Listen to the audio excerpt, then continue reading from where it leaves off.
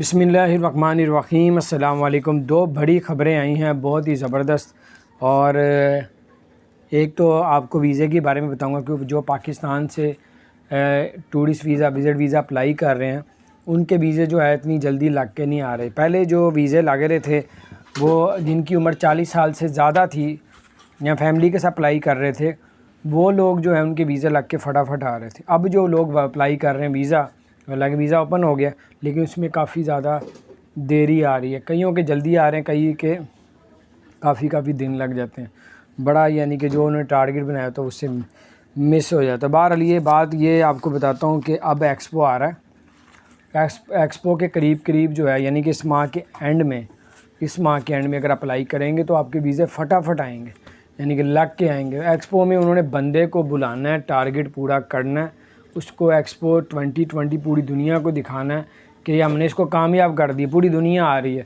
حالانکہ اگر آپ ٹورسٹ اس لیے جا رہے ہیں کہ آپ وہاں جاب کریں، جاب ڈھونڈیں، تو آپ کو بھی ویزا اس لیے ملے گا کہ آپ کو ایکسپو کو تو آپ لکھیں کہ ایکسپو میں بھی جانا ہم نے، تو آپ کو ویزا فٹافٹ فوری طور پہ دنوں کے اندر فوری طور پہ لگ کے آئے گا۔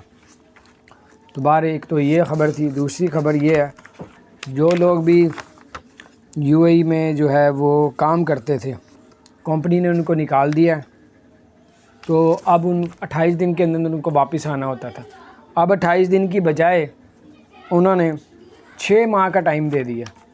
اب 28 دن کے اندر آنا، اب 6 ماہ کے اندر واپس آنا۔